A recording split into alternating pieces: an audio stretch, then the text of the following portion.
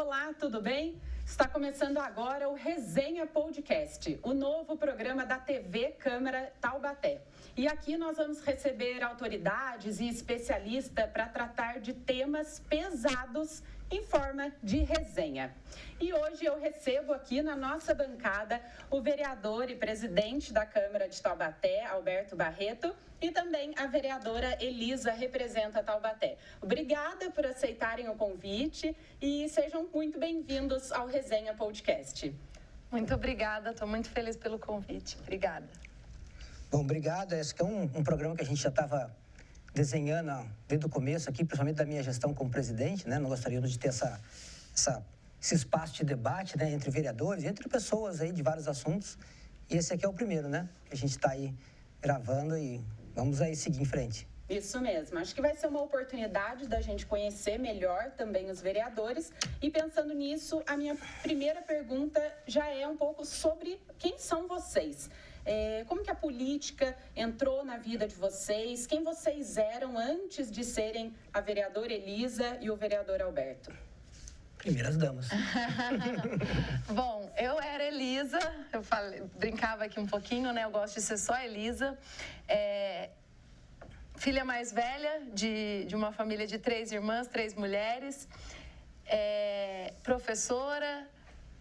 Uma pessoa de uma origem... Sou guarulhense, né? Nasci em Guarulhos, mas minha família, meu pai é daqui de São Luís do Paraitinga, então eu falo, né? Uma pessoa simples do interior, caipira, de origem caipira, da família caipira. E que sempre gostei muito de estudar, virei professora a princípio, não só porque eu gostava, mas porque também foi um jeito de eu pensar numa renda, que eu acho que era uma possibilidade grande de eu trabalhar e ter uma renda, e aí virei professora. Na minha militância na educação, depois veio a minha questão de engravidar, então juntei a educação com a questão da maternidade e fui chegando na política.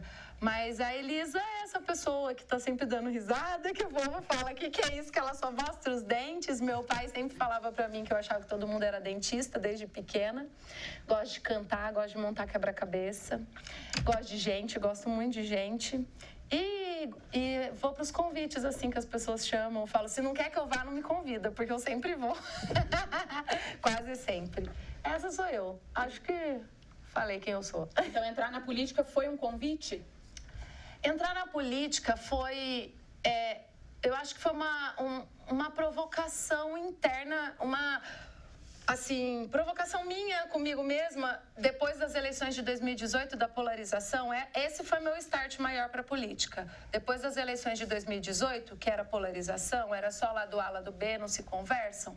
Eu sou festeira, eu gosto de fazer festa, gosto de gente. Aí eu reuni as pessoas em casa e começou a família a brigar, amigos brigarem, porque se você é isso, você é mal, se você é isso, você é mal, enfim. E eu sou libriana, eu sou da paz, gosto do equilíbrio, gosto ali de escutar as pessoas, entender os lados, né? Mas aí nessa polarização e nessa briga eu falei, não é possível que política seja só coisa ruim, só corrupção, só divisão. E esse foi meu start para a política. Foi assim, eu preciso saber mais sobre política. Porque quando eu comecei a falar que não podia ser só coisa ruim, eu pensei que eu também não sabia sobre política. Como a maioria das pessoas, né? A gente não tem ainda um conhecimento muito qualificado da política. E isso foi comigo também. E a primeira ação minha foi querer estudar um pouco mais e conhecer um pouco mais de política. Então, eu entrei na política por essa... Talvez eu falo até da desesperança. Hoje mesmo, quando eu vinha trabalhar no Uber com uma mulher motorista, quando eu fui falar para ela que eu estava vereadora, ela falou assim, vou falar a verdade para você, eu não gosto de política, viu? E aí, conversando, eu vi que não é que ela não gosta, é que o que ela conhece de política é só a parte ruim, né? E eu vejo ainda a política como uma maneira de transformação social extremamente importante. As políticas públicas são extremamente importantes. E aí, quando eu comecei a estudar, eu vi que a gente também não tinha mulheres na política. Então, essa foi minha provocação inicial, foi essa desesperança com a política e com essa polarização. E cheguei aqui. Aí, depois, não quis parar mais de estudar sobre política. E eu tenho, assim, cada vez mais... às vezes eu quero sair correndo, mas eu tenho cada vez mais gostado de estar nesse ambiente, de pensar em políticas públicas, de pensar em como melhorar e pensar também nessa educação política que a população, apesar de eu achar que cada dia mais está acompanhando e tem está querendo também aprender, ainda precisa qualificar esse conhecimento. E o senhor, vereador, como que a política chegou na sua vida? Eu sempre gostei de política, desde pequeno, sabe? E gostava de assistir jornal. Depois, quando tinha TV a cabo, começou aqueles TV Senado, né?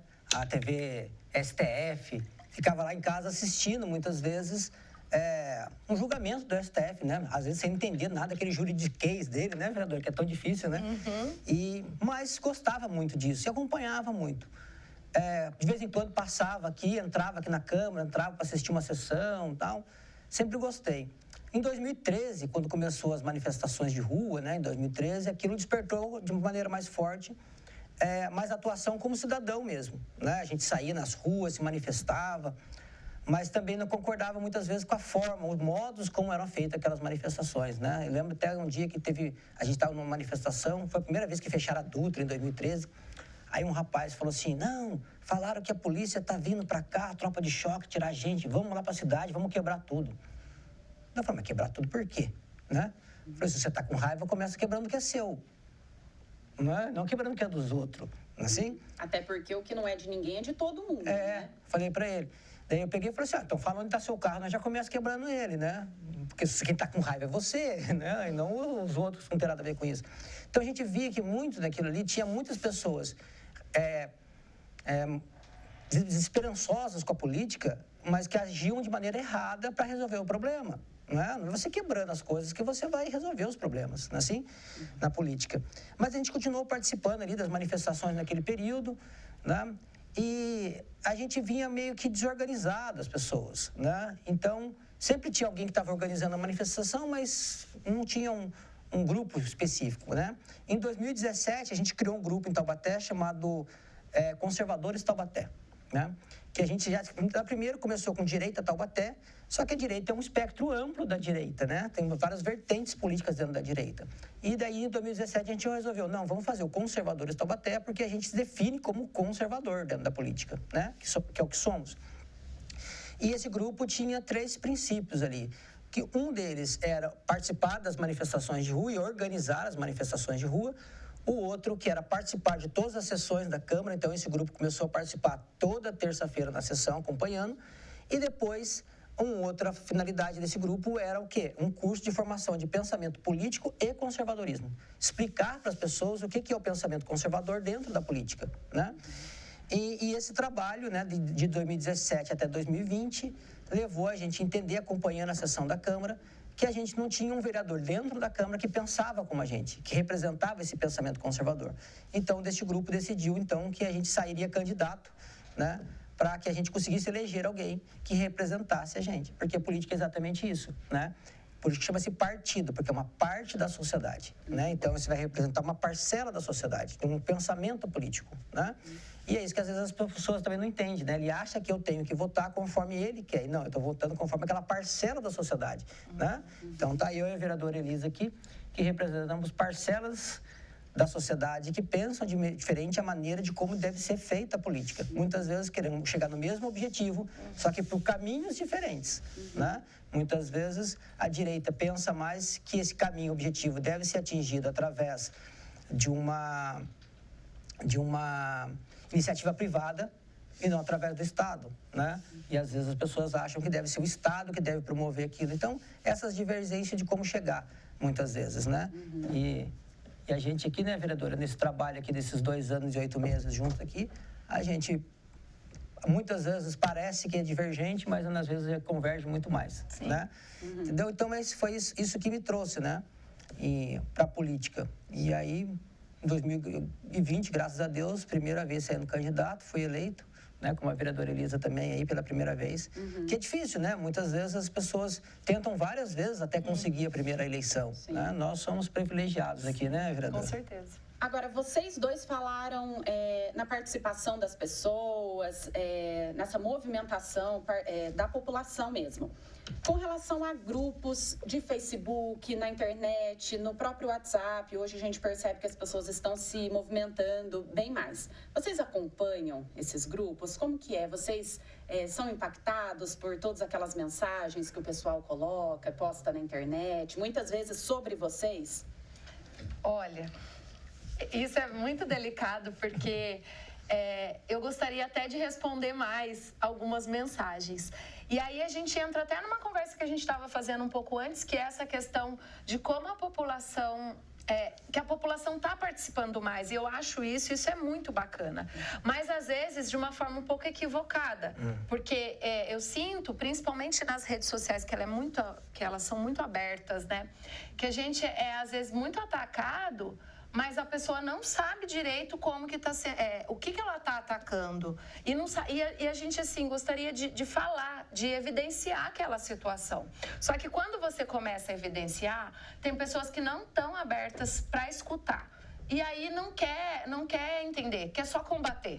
Né? E isso é um pouco triste. É o que eu falo. É bom que essa polarização, essa divisão, fez com que as pessoas começassem a procurar mais, a querer saber mais, mas aí agora está todo mundo dando palpite e às vezes, ou até violentando de certa forma, sendo agressivo às vezes, de situações que, inclusive, elas desconhecem um pouco o que acontece de fato. A verdade disso. A verdade desses fatos. E eu lembro, e o presidente falou, né, desses grupos de educação política, eu também fui estudar política.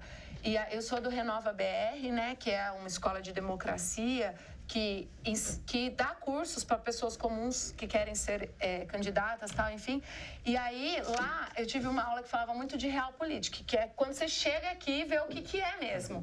E de fora a gente tem uma visão. Eu não vinha tanto aqui na Câmara acompanhar, né? Mas de fora a gente tem uma visão. Mas quando a gente está aqui dentro e quando a gente sabe, acompanha o processo legislativo, por exemplo, e vê a população, às vezes, atacando uma coisa que a gente está acompanhando o processo e sabe que não é bem daquele jeito, a gente fica um pouco triste, assim, de querer evidenciar melhor. Esses programas, a TV acaba nos ajudando, inclusive, a evidenciar a situação, né? Mas, assim... eu tenho ignorado no sentido, né, de não dar conta mesmo de ficar respondendo alguns ataques, ou até de, assim, quando eu decidi que eu ia falar, aí eu vi que, assim, não deu bom, então eu falei, quem quiser, nosso gabinete está aberto, a gente está à disposição, qualquer pessoa que quiser pode vir aqui que a gente vai conversar e vai. Ainda, né, o presidente falou, que a gente pense diferente, gente, é tão rica a conversa quando a gente pensa diferente, né, e a gente começa a ver que o caminho, às vezes, é diferente, mas a gente quer o bem comum, isso é comum na política, né. E o senhor, vereador, costuma responder, acha que isso gera conflito? Aí eu gosto. É porque assim, né, a gente que é a direita, os conservadores aí, né, os bolsonaristas tratados dessa forma, nasceu exatamente na rede social, né? Esses grupos nasceram na rede social. E como a vereadora falou no comecinho da polarização, né, que essa polarização que dividia as pessoas foi o que ela fez com que ela viesse para dentro da política, por não gostar dessa polarização, eu já é o contrário, né? Eu gosto da polarização, né? Porque se a gente não estiver polarizado, significa que só tem um lado, né? E essa unanimidade não é muito boa. Mas o que acontece? Eu respondo muito nas redes sociais, né? Eu gosto dessa interação com as pessoas. Essa é uma grande dificuldade, como a vereadora Elisa fala, tanto da direita quanto da esquerda, muitas vezes não entender como é que funciona o processo legislativo e nem o executivo, que é o pior ainda. Muitas vezes eles acham que o prefeito tem que fazer uma coisa que o prefeito não pode fazer, né? E muitas vezes eles querem que a gente tome atitudes de executivo que não é a nossa atitude executivo, nossa é legislativo. Então, tem limites aí. E a população, por não entender isso, elas criticam muito os vereadores, né? Então, muitas vezes, eu entro na minha rede social e tento explicar para ele, né, tecnicamente, às vezes, por que ele está errado. Mas quando eu vejo que a pessoa ela não quer entender, ela não está disposta, ela só quer vir criticar, aí, às vezes, eu sou meio sarcástico também. Aí eu brinco, gosto de brincadeira. Às vezes, eu perco o sono de madrugada, porque eu costumo acompanhar muito as minhas redes sociais, infelizmente, por causa do tempo, né? Quem acompanha mais é a assessoria. Mas... de vez em quando eu acordo de madrugada, perco sono, às 3 da manhã, aí eu começo a ver e começo a responder, né? Daí eu tenho tempo para responder. Aí os assessores, quando acordam de manhã, falam, nossa senhora, o vereador perdeu o sono de madrugada. Porque eu respondo, mas é que as pessoas elas precisam ter essa... E hoje em dia, antes eu não fazia não, mas hoje em dia, quando eu vejo que a pessoa é um perfil fake, que está vindo só com mentira, só para atacar, eu bloqueio, né? Agora, porque a pessoa não está interessada na verdade, entendeu? Ela só está interessada em querer te expor, te fazer chacota, essas essas coisas. Então, mas quando a pessoa está interessada em discutir o problema, eu estou disposto a seguir um debate gigantesco, às vezes, na rede social, ali, em respostas, tentando levar ela ao entendimento daquilo que é verdade, né? Mas falando de participação popular, Grandão, a gente tem pergunta dos nossos telespectadores? Temos a pergunta de um internauta, que é: qual que é a diferença entre conservadores e progressistas? Bom, Eu vou deixar para ele responder. Já falei isso essa semana. Ontem mais ela estava falando para mim, que a vereadora conversando, a gente falando, ela falou assim, eu não entendo muito essas diferenças de pensamentos políticos, né? Na verdade, nós temos aí o conservadorismo, ele parte do princípio de quê? Que nós queremos preservar aquilo que é bom. O conservador, ele não é contra você progredir, você evoluir nas coisas. A gente está preocupado é o seguinte, vamos evoluir para qual caminho? E outra, se der errado, temos como voltar atrás? Então, o conservador, ele parte de um princípio da prudência, né? Vamos ser prudentes. Vamos dar um exemplo aqui, uma pauta. Vamos liberar a maconha. Ok. Liberdade do indivíduo, tal, não sei o que, ok. Mas se lá na frente der errado, como que a gente faz para corrigir esse erro? E como fazemos para voltar atrás, proibir novamente, né? Quais são as sequelas, as consequências, os impactos que isso vai ter? É nisso que o conservador pensa. Então, o conservador, ele pensa muito a longo prazo. Muitas vezes, o progressista, ele não pensa a longo prazo, ele pensa até a página 2, né? Não, é direito da pessoa usar droga, então vamos liberar a maconha. Tá, mas e as consequências que isso vai trazer, entendeu? Então, é nesse sentido a divergência entre o progressista e o conservador. Então, né? O progressista já iria na ideia de vamos para ver o que vai acontecer. Não, libera. É direito do cara, eu acho que é de certo o cara fumar maconha, o Estado não deveria proibir isso, então libera. Tá, mas e as consequências, entendeu? Então, é isso que muitas vezes diverge e a briga exatamente entre conservadores e progressistas são nesse sentido, né? Mas o espectro político entre direita e esquerda é muito mais amplo que somente isso, né? Sim. Agora, acho que a gente tem mais uma pergunta de telespectadores. Vai lá, Grandão. Qual a avaliação que os vereadores fazem do governo no quesito saúde e o que os vereadores podem fazer para ajudar a cidade? Isso é um tema que está muito em alta, é lógico, e a gente tem visto essa participação da população. Não, mas o vereador tem que fazer isso ou aquilo. Até onde vai? O que o vereador pode fazer? Eu queria voltar rapidinho na pergunta anterior, porque eu acho que ela vai colar nessa, né? Que era do progressista e do conservador, e eu falava para o vereador que eu tinha uma certa dificuldade conceitual de socialismo, capitalismo, conservador, enfim, e que eu focava nessa questão de políticas públicas, né? E aí a gente entra nessa questão da saúde. Eu vejo assim uma grande importância, e eu não estou desconsiderando os conceitos. Bacana saber dos conceitos, conhecer os tipos, né, as ideologias, enfim. Mas, assim, a gente está aqui para trabalhar por políticas públicas e precisamos fazer nosso trabalho de fiscalizador, fiscalizar o orçamento também. Então, assim, eu acabo focando nessa coisa que eu acho que é até transversal, porque independente da minha posição ideológica, política pública é ação que acontece, é programas de governo, né? E o orçamento público é uma política que a gente precisa acompanhar e fiscalizar, né? Então, eu vejo que, assim, esse assunto da saúde na nossa cidade tem surtido muito, está em alta, como você falou, né, Ana Laura? E, assim, nós estamos fazendo o nosso trabalho de fiscalização desde o começo, a Câmara toda faz esse trabalho, nós estamos com a CPI da saúde também aberta, que não foi por essa crise agora atual, mas que está aí aberta e está em andamento, né? A gente precisa fazer nosso trabalho, mas eu ainda acho que a gente ainda é muito embrionário na questão do orçamento público. E eu falo isso não só a nossa fiscalização, mas principalmente a organização desse orçamento vindo da prefeitura. Eu acho que eles precisavam esgotar mais as possibilidades de discussão sobre onde vai gastar o dinheiro e colocar uma participação popular maior. Eu sei que essa participação ainda não é qualificada, mas a gente precisa começar, senão nós vamos estar daqui a 10 anos falando que não tem participação popular no orçamento da cidade, né? Então, eu acho que assim, e aí, algumas reportagens já colocaram, sempre os gestores colocam a culpa no gestor anterior. Eu não vou colocar a culpa, mas eu também não vou desconsiderar o que é feito, o que foi feito. Mas agora a gente está aqui, e daqui para frente o que a gente vai fazer, né? Então, eu vejo que aqui os vereadores já têm esse trabalho, mas agora tem potencializado, e aí eu vou passar para o presidente, porque foi uma ação da parte dele também, de chamar a reunião, da gente sentar juntos e pensar nisso. Por quê? Nós temos divisão em fronteira. O executivo é uma coisa, o legislativo é outra. Né? São poderes separados. Mas a gente está trabalhando em prol da cidade. O que é bom para a cidade, a gente tem que estar junto e tem que estar pensando na melhor forma de resolver. Né? E é nessa questão da situação que a gente está vivendo hoje, e trazendo já diante também da pergunta anterior, que era conservadores e progressistas, a forma como chegar ao caminho, né? Por qual visão. Por exemplo, se a gente pegar a situação hoje da saúde de Taubaté, uma decisão que foi tomada lá atrás, na antiga gestão. Por isso que não dá, as pessoas dizem, não, vamos deixar o que passou para trás. Não, não dá. Eu tenho que pensar, ver o que foi feito lá atrás, para que eu não erre novamente lá na frente. Eu entender que aquilo foi uma decisão errada, eu vou buscar corrigir ela para amanhã. Né? E essa questão, por exemplo, de ter pegado a administração do Agamute, que era um hospital que atendia a região, característica estadual, e pegar a administração por o município foi uma decisão errada, entendeu?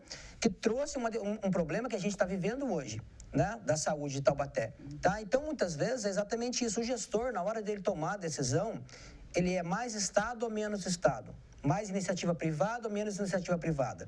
Então, essa é uma visão de direita e esquerda nas ações políticas que vão ser tomadas, que têm consequências. Né? Por exemplo, a gente tem a questão do IPMT hoje na cidade de Taubaté, que é uma outra decisão política que foi tomada, que está gerando consequências hoje, entendeu? E é uma visão, queira ou não queira, sempre essas decisões políticas têm uma visão ou de direita ou de esquerda de resolver o problema, né? E as consequências delas também vêm dessas decisões, tá?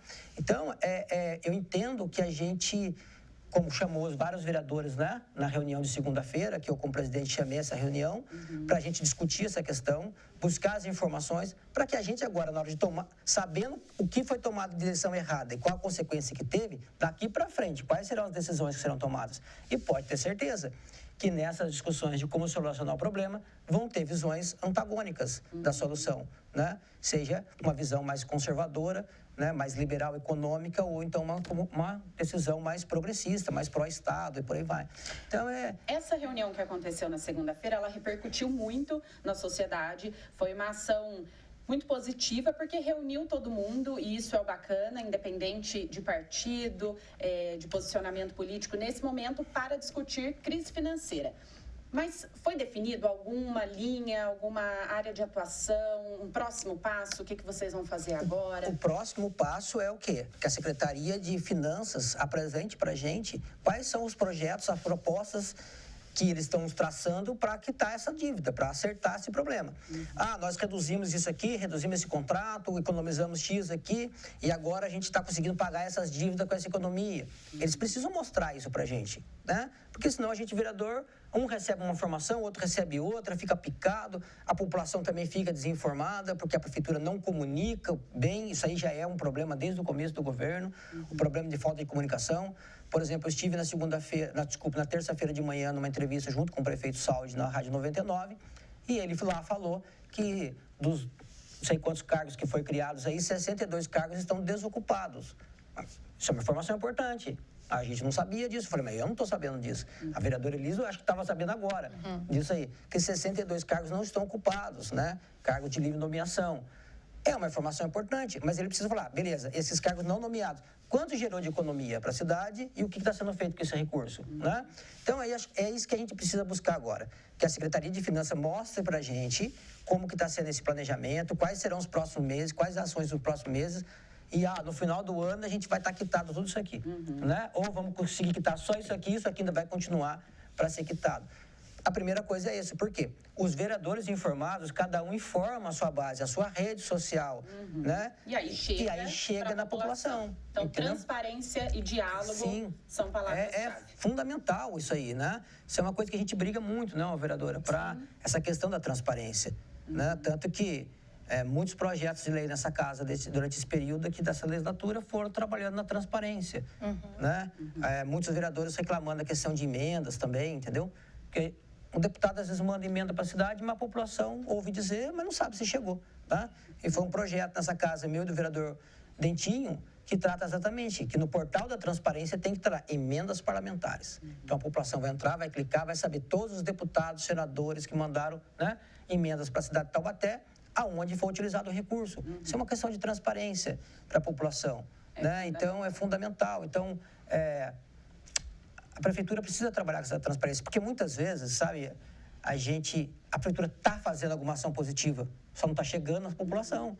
Então, ele só apanha pelo negativo e o positivo que ele está fazendo não chega. Mas a culpa de quem que é? Dele mesmo, que não se comunica. Né? E nós temos mais participação popular. Vai lá, Grandão. Temos mais uma pergunta. É a seguinte: se a terceirização dos serviços públicos é tão eficiente para os liberais, por que aqui em Taubaté a saúde está tão precária, já que quase tudo aqui é terceirizado? Uma ótima pergunta. E eu também, de novo, quero voltar um pouquinho na pergunta anterior, né? Porque o presidente falou que ainda que a gente pense em alternativas para a solução, vai ter um viés de um pouco mais ideológico, de um lado mais liberal, de um lado mais conservador, enfim. Mas aí eu queria só chamar a atenção para a questão de educação política e para a questão do plano de governo. A cidade de Taubaté escolheu o plano de governo desse prefeito. A importância da gente fazer um diagnóstico bem feito dos problemas da cidade, fazer um plano de governo pensando em políticas e ações que você vai fazer quando você entrar e a população acompanhar e cobrar. Inclusive quem não votou, porque quem não votou, quem não escolheu esse projeto. Porque o projeto está apresentado, né? E a gente vai, quem não escolheu, precisa olhar para aquilo e falar, ó, o seu plano estava aqui, essa era a sua ideia. E aí, entrando nessa questão da terceirização da saúde, eu acho que a gente tem que ter uma cautela e um jeito de medir melhor. Né? Nós falávamos disso também de resultados, porque essa fala de que a saúde está um caos, eu acho que tem muita coisa assim para melhorar. E aí volta no que o presidente assim, né? falou. Tem muita coisa boa acontecendo também. Essa semana, meu marido falou para mim, olha, tem uma consulta para você tal dia. Aí eu falei, é feriado? Será que é isso mesmo? Ele falou, será que é isso mesmo? E eu pensei, eu acho que eles devem estar fazendo algum mutirão que vai atender no feriado, vai abrir o laboratório no feriado e vai atender no feriado. Então, assim, e eu me deparei também, eu não tenho plano médico, né? Eu uso o postinho da minha região. E várias vezes que eu estive lá, eu conheci muitas pessoas que, assim, não são daqui de Taubaté, são de outros municípios e vieram morar para cá e avaliam a saúde como boa aqui. Então, assim, a gente precisa, quando a gente fala a saúde está ruim, o que está ruim? E quando a gente pensa, por exemplo, que as UPAs estão com OS diferentes, eu acho que isso facilita na questão de avaliação e de acertar o que está errado. Eu me recordo, né, nessas questões das UPAs, que assim, a população estava assim, não vai nessa UPA, vai naquela que está melhor. E isso, a população acaba, lógico, é ruim porque acaba sobrecarregando uma UPA. Mas, por outro lado, a outra UPA começa a falar, opa, eu tenho que melhorar meu serviço, porque senão a população não vem, né, enfim. Então, assim, precisa melhorar muita coisa na saúde de Taubaté? Claro que precisa, mas a gente precisa avaliar com dados muito eficientes da onde que está o problema, quais são as questões mais difíceis, mais desafiadoras, pensar nessas questões. Porque quando a gente fala a saúde está um caos, eu acho que fica muito genérico e a saúde envolve muita coisa. E se a gente pensar em orçamento, nós temos que cumprir 15%, que eu acho que é pouco para a saúde, mas é uma obrigação de, no mínimo, 15% de investimento na saúde. E a nossa cidade, aí eu preciso falar, a gente não cumpre, não chega a 15%, passa muito mais, quase dobra, né? Cerca de 27%, 28% nas audiências de metas fiscais que foram apresentadas, era isso que a saúde estava gastando. Então, eu acho que a gente precisa, sim, tirar uma foto melhor, um retrato melhor da onde são os problemas mais efetivos, aonde são as urgências, né? E aí ver o que está precisando mexer ali. E aí, isso é uma questão que eu entro nessa discussão ideológica, né? Eu não sou contra terceirizar tudo. Porque eu acho que quando a gente vê uma terceirização que acontece que é boa, acompanhada pelo poder público, ok. Eu não sou do radicalismo, né? Mas a gente tem que tomar cuidado para também não terceirizar tudo e aí Enfim, eu acho que outros problemas vêm junto. A questão é o seguinte, a gente precisa entender exatamente o que é essa liberdade econômica. Terceirização tem liberdade ou se terceirização é controlada pelo Estado? Porque esse é o nosso grande problema, né? Por exemplo, vamos pegar aqui o transporte público na cidade, né? Nós temos a ABC, certo? Mas a ABC ela não determina onde é o ponto de ônibus que ela vai querer parar, ela não determina a linha por qual rua ela vai querer passar, qual horário, ela não determina nada. Quem determina tudo é a prefeitura. Então, na verdade, a ABC ela só é uma cumpridora de ordem de serviço, né? Você vai ter que passar o ônibus naquela hora, vai ter ponto da a linha é essa, ponto. Ou seja, se o transporte público está sendo mal executado, a culpa é de quem? Da ABC ou de quem programou todo esse processo? Quem programou todo esse processo é a Secretaria de Mobilidade Urbana, entendeu? Então, não é uma livre iniciativa, né? Diferente, por exemplo, se você a gente pegar hoje a telefonia móvel. O que era a telefonia móvel na época que era o Estado que controlava? A Telesp. Custava uma fortuna um telefone, poucas pessoas tinham, um serviço caro, quando abriu o mercado, barateou. Hoje todo mundo tem um celular, ninguém nem mais pensa em ter telefone fixo em casa, entendeu? Então, é essa liberdade econômica. Quando o Estado não intervém, né, que é, por exemplo, as questões das UPAs, a vereadora bem falou, quando a gente escolheu várias empresas diferentes para administrar cada UPA, gerou essa concorrência uma entre outra. Aquela ali passa de 2 em 2 horas servindo um chazinho com bolachinha para as pessoas que estão lá esperando. A outra não fazia. Isso gera uma cobrança de concorrência, né? Se você tem uma empresa só que cuida, não tem essa concorrência. Então, nós, pensamentos conservadores e liberais, pensamos que deveríamos, por exemplo, ter várias empresas explorando o transporte público em Taubaté, porque cada empresa vai oferecer um serviço diferente e a concorrência, né? Nós temos, por exemplo, aplicativo de transporte. Aí, você tem a 99, você tem a Uber, você tem agora o InDrive, aí saiu um agora que só para mulheres, Lady Drive. Lady Drive. O mercado, ele vai entendendo os mecanismos de concorrência, espaço, e ele vai criando. Mas quando o Estado engessa, né, daqui a pouco vem a prefeitura, não, vamos criar um aplicativo único da prefeitura. O Estado vai cuidar desse negócio aqui dos aplicativos, que é um problema. Vai acabar a concorrência, entendeu? E vai aparecer os problemas, né? Eu acho um absurdo, por exemplo, não, mas o aplicativo fica livre, não tem fiscalização da prefeitura. Ei, o fiscalizador é o próprio usuário. Você pega o Uber, se você não gostar do serviço, o que você faz, vereadora? Avalia negativo. Avalia negativo, o carro estava sujo, entendeu? Acabou. Agora, e a ABC? Se o ônibus estiver sujo, você avalia? Não avalia. E cadê o fiscal da prefeitura que não estava lá para avaliar? Se o ônibus estava sujo, o pneu estava careca, se o motorista foi grosseiro. Você está entendendo? Então, aquilo que o Estado controla não funciona, infelizmente, né? Saúde pública, quem controla? O Estado. É de qualidade? Chega em todo cidadão? Não está vendo problema. Né? Agora, transporte, carro, moto. O pobre tem acesso a carro, tem acesso a moto, tem acesso a celular, tem acesso à internet e não é o Estado que controla. Entendeu? Então, é muito mais nesse sentido. Né? Então, a gente precisa avaliar. Isso que está sendo executado pela iniciativa privada, ela está sendo executada com liberdade ou é com controle estatal rígido que ela não tem liberdade para tomar as decisões? Entendeu? Então, é isso que a gente precisa avaliar. Qual é o tamanho dessa liberdade econômica que a iniciativa privada está tendo dentro da administração pública? Né? Então, a gente vê muito essa questão aí, é uma briga que tem nesse sentido. E agora a gente tem mais participação popular. Qual é a pergunta agora, Grandão?